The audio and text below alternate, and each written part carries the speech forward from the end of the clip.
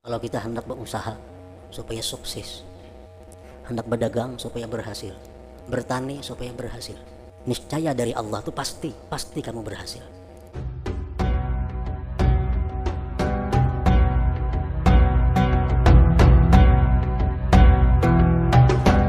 Para muhibbin rahimakumullah, wal Qur'anil Majid, demi Al-Qur'an Al-Majid. As-Sawi berkata, Al-Majid itu artinya Al-Karim. Maksud daripada Al-Karim itu adalah wa kullu man talaba minhu maqsudahu wajadahu fihi. Tiap-tiap orang yang menuntut, yang mencari dari Al-Qur'an itu akan yang ia maksud, maka ia dapatkan pada Al-Qur'an. Nah, ngapa kadang kita hendak dalam Al-Qur'an itu ada. Hendak pelajaran apa di Qur'an ada. Hendak mengetahui tata cara nang macam apa di Al-Qur'an itu ada. Fa kullu man talaba minhu maqsudahu wajadahu fihi. Tiap-tiap orang yang menuntut dari Al-Qur'an akan yang dimaksud, dia temui dalam Al-Qur'an. Nah, itulah makna daripada Al-Majid. Demikian perkataan Syekh As-Sawi. Nah, para muhibbin rahimakumullah, kita ambil beberapa contoh petunjuk-petunjuk Al-Qur'an yang sangat berkaitan dengan kehidupan kita. Kita ambil contoh yang pertama, makan. Makan adalah satu keperluan manusia dan makhluk hidup lain. Nah, bagaimana makan itu supaya benar? Bagaimana makan itu supaya menjadi ibadah, bernilai ibadah? Jangan hanya parut kenyang, jangan hanya jasmani yang kenyang, tetapi rohani pun ikut kenyang. Al-Qur'an ada mengajarkan yang demikian. Firman Allah Subhanahu wa taala, ya ayyuhalladzina amanu kulu min thayyibati ma razaqnakum washkuru lillah. Al-Baqarah 172. Hai orang-orang yang beriman, makanlah ulihmu, firman Allah. Makanlah ulihmu yang baik-baik dari rezeki yang kami berikan kepadamu, dan syukurlah kamu bagi Allah. Nah, di sini ada 3. Makan itu bernilai ibadah. Pertama, yang kita makan yang baik-baik. Arti yang baik-baik itu ada 2. Pertama, yang tidak mencelakakan badan. Jangan makan yang panjang menyakiti awak. Makan yang baik-baik, yang bergizi, yang bagus. Yang kedua, pengertian baik itu adalah makanlah ulihmu sesuatu yang baik, yang halal thayyibah. Karena makanan, walaupun makanan itu baik, makanan itu bergizi, tapi kalau daripada yang haram, itu akan merusak rohani manusia. Nah, kalau kita makan makanannya baik untuk jasmani, baik untuk rohani, ditambah ujungnya washkurulahu, syukurlah bagi Allah. Washkurulillah, syukurlah bagi Allah. Untung makan, alhamdulillah. Nah, maka makan itu akan menjadi bernilai ibadah. Pertama, makan yang baik menurut gizi. Yang kedua, makan yang baik agar menyehatkan rohani, tentu makanan yang halal. Yang ketiga, berterima kasihlah kepada Allah Subhanahu wa taala. Nah, itulah cara makan. Allah mengajarkan kepada kita agar yang kita makan itu membawa kebaikan dan kita makan bernilai ibadah. Itu ada dijelaskan dalam Al-Qur'an. Kalau kita hendak berusaha supaya sukses, hendak berdagang supaya berhasil, bertani supaya berhasil, Al-Quran ada menjelaskan caranya. Kada perlu memakai cara-cara orang kafir, kada perlu memakai cara-cara orang yang bukan Islam. Al-Quran ada mengajarkan cara supaya kita berusaha itu sukses, bahkan dunia akhirat. Firman Allah Subhanahu wa taala, fa idza qudiyatis shalah fantashiru fil ard wabtaghu min fadlillah wadhkurullaha katsiran la'allakum tuflihun.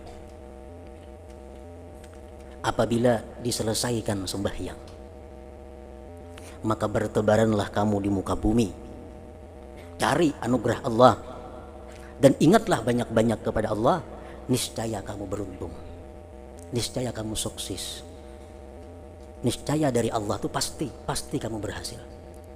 Nah, ini ayat dimulainya diturunkan untuk masalah Jumat. Kalau sesudah selesai sembahyang Jumat, bertebaranlah kamu di muka bumi, carilah anugerah Allah, ingatlah Allah sebanyak-banyaknya, pasti kamu beruntung. Namun ayat ini memberi paham bahwa setiap kita hendak berusaha, hendaknya dimulai dengan salat. Salat artinya apa? Doa. Hendak turun ke toko, mulai rumah berdoa. Hendak turun ke kebun, mulai ke rumah berdoa. Turun ke kantor, mulai rumah berdoa. Di situ kita berdoa, di situ kita berniat bahwa yang kita kerjakan ini hanya merupakan sebab untuk mendatangkan rezeki daripada Allah. Bukan usahaku ini yang memberi rezeki, tapi hanya sebab untuk mendatangkan rezeki dari Allah. Nah, sewaktu kita berusaha, wazkurullaha katsira, berzikirlah kepada Allah sebanyak-banyaknya. Pengertian zikir ini ada dua. Yang pertama, kita berzikir seperti mengucap Allah, Allah, atau la ilaha illallah. Ada pedagang istirahat, ada tamu, ada pelanggan datang, pembeli datang istirahat. Kalau ada pembeli, baca zikir kah, baca salawat kah, baca apakah. Nah, ini artinya wazkurullaha katsira. Yang kedua maknanya artinya adalah ingatlah kamu kepada undang-undang Allah. Karena orang berdagang, orang berusaha itu harus taat dan patuh kepada peraturan Allah. Oh, nangka ini berdagang kada boleh, nangka ini berjual kada sah. Nah, kalau kita melakukan usaha seperti itu, Allah menjamin la'allakum tuflihun, pasti kamu akan sukses, pasti kamu akan bahagia dunia akhirat. Sebelum berusaha, awali dengan doa. Berusaha jangan lupa kepada Allah Subhanahu wa taala, pasti akan berhasil, pasti akan beruntung. Rezeki yang didapat bukan rezeki yang istidraj. Rezeki yang didapat bukan rezeki lanjuran dari Allah yang ujung-ujungnya mencelakakan kita, bukan itu. Rezeki yang didapat rezeki yang penuh berkah dari Allah Subhanahu wa taala, asal kita berusaha memakai petunjuk Al-Qur'an. Kawin, nikah, orang hendak kawin, kada perlu membaca buku, kada perlu bertakun ke situ kamari. Al-Qur'an dengan jelas mengajarkan kepada kita bagaimana untuk mencari pasangan hidup agar berkah dan bahagia. Firman Allah Subhanahu wa taala, "Fankihu ma taba lakum minan nisa." Nikahi olehmu ma taba lakum minan nisa, yang baik bagi kamu dari perempuan. Nah, pengertian yang baik itu macam apa? Rasulullah menjelaskan dimaksud dengan nikahilah perempuan yang baik bagi kamu itu, Rasulullah menyatakan tunkahul mar'ah li arba'in. Perempuan itu dipilih untuk dinikahi karena 4 perkara. Artinya cari perempuan itu yang pada dirinya ada terkumpul 4 hal. Pertama, lima liha, karena hartanya. Cari perempuan-perempuan tentang sugih. Nah, bukan mata duitan lain. Kalau hendak berbini, cari bini-bini yang sugih. Kenapa? Karena kalau kita berbini itu sugih, kehidupannya untuk pribadinya ini cukup kada minta lawan kita lagi. Kita cukup menafkahi sekadar yang wajib kita nafkahi. Kalau kita berbini nang kada sugih, samuaan kaperluan nang kada wajib pun kita juga menanggungnya. Nah, jadi kalau kita berbini nang sugih, nang wajib kita keluarkan, nafkah wajib, lebih pada wajib, tasarah ini duitnya ada jadi isinya. Selamat daripada pikiran macam-macam. Yang kedua kata Rasulullah, wali hasabiha. Pilih perempuan yang baik keluarganya, orang-orang yang terhormat keluarganya, orang-orang yang mulia keturunannya, bukan keturunan orang-orang zalim, keturunan orang-orang fasik, bukan itu. Yang ketiga, wali jamaliha, karena keelokannya. Yang keempat, wali diniha, karena agamanya, karena imannya, karena Islamnya. Apabila yang 4 itu sulit kita temukan, ngalih mencari bini-bini mana sugih, keturunannya baik, elok, agamanya kuat, ngalih. Rasulullah mengingatkan, fazfar bidzatiddin, ambil yang beragama. Orangnya salihah, peibadah, penuntut ilmu, tapi kada sugih, kada bungas. Ada nang ini orangnya berduit, cuma kada punya agama. Nah, Rasulullah menyatakan fazfar bidzatiddin taribat yadak, engkau beruntung. Kenapa? Karena agama ini fungsinya adalah dunia dan akhirat. Sedangkan yang 3 itu hanya untuk urusan duniawi. Nah, inilah Al-Quran dengan Al-Majid tadi. Semua apa yang kita kehendaki, pelajaran apapun ada disebutkan Allah Subhanahu wa taala di dalam Al-Qur'an. Fa kullu man talaba minhu maqsudahu wajadahu fihi. Kampung atau negeri supaya makmur, supaya jangan sengsara, supaya jangan kena bala, supaya jangan kada sulit bahan-bahan keperluan sehari-hari. Allah dengan tegas menyatakan dalam Al-Qur'an, walau anna ahlal qura amanu wattaqau lafatahna alaihim barakatim minas sama wal ardh. Andai kata, ujar Tuhan, penduduk satu kampung itu beriman kepada Allah, bertakwa kepada Allah, niscaya kami bukakan atas mereka berkah-berkah dari langit dan dari bumi. Asal mereka beriman dan bertakwa kepada Allah, berkah akan mengalir dari bawah dan dari atas. Nah, bagi orang-orang yang beriman kepada Allah, orang-orang yang takwa kepada Allah, maka Al-Quran itu adalah segala-galanya, pedoman hidup untuk segala-galanya. Para muhibbin rahimakumullah, surat Qaf sebagaimana surat yang lain-lainnya juga memberikan berbagai macam petunjuk, hikayat, hidayah dan sebagainya kepada kita. Salah satunya firman Allah Subhanahu wa taala dalam ayat 16 surat Qaf, "Walaqad khalaqnal insana wa na'lamu ma tuwaswisu bihi nafsuhu wa nahnu aqrabu ilaihi min hablil warid wa nahnu aqrabu ilaihi min hablil warid." Sungguh kami telah menciptakan manusia. Berarti manusia ciptaan Allah. Bila ciptaan Allah berarti manusia itu baharu. Arti baharu apa? Dahulunya kadada. Kami menciptakan manusia dan kami mengetahui, kata Allah, sesuatu yang bergeritik hatinya. Dan kami lebih dekat kepada dia daripada wa nahnu aqrabu ilaihi min hablil warid, dan kami lebih dekat kepada manusia itu daripada urat lehernya sendiri. Lawan urat bulu ini parak benar kalau kita. Allah lebih dekat lagi kepada kita daripada urat leher kita kepada kita.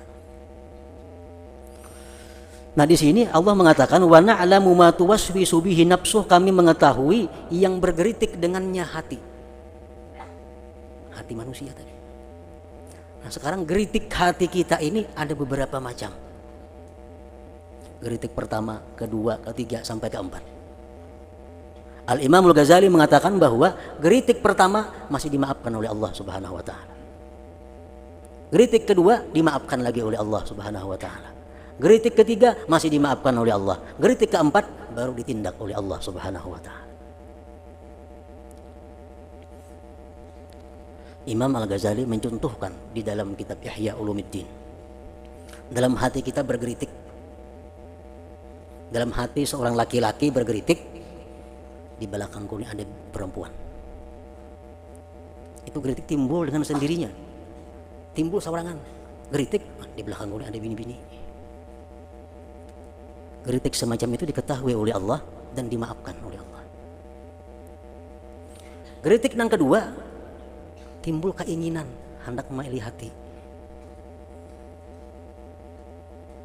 Dengar di belakang ada bini-bini, lalu hendak melihati laki-laki ini. Hendak melihati.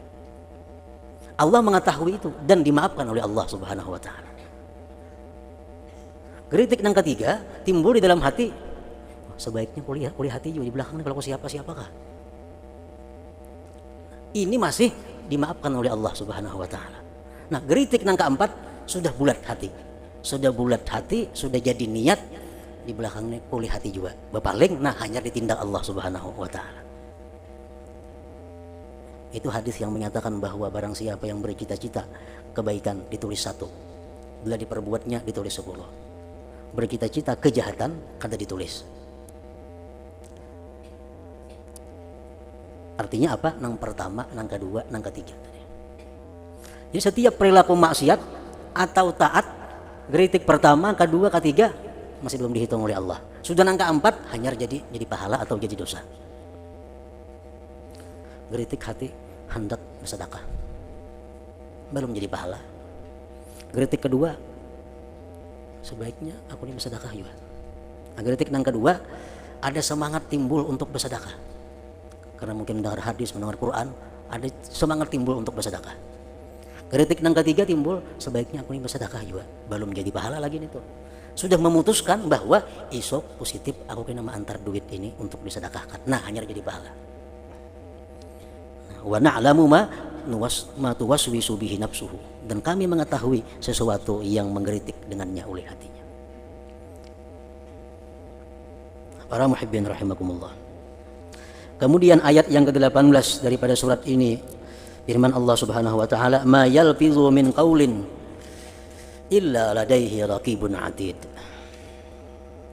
Tidak bertutur seseorang daripada satu perkataan, melainkan di sisinya ada rakib dan atid. Apapun perkataan yang kita ucapkan, perbuatan yang kita lakukan, selalu diintai, diperhatikan, diawasi oleh dua malaikat, rakib dan atid. Bila kebaikan, rakib yang bekerja. Bila kejahatan, atid yang bekerja. Namun kedudukan dua malaikat ini adalah rakib lebih tinggi. Artinya apa? Rakib kedudukannya mengetuai terhadap atid. Sebagaimana hadis Rasulullah SAW menyatakan, katibul hasanat ala yaminir rajul. Tukang tulis kebaikan hendaknya di sebelah kanan. Makanya jangan sekali-kali beludah ke sebelah kanan.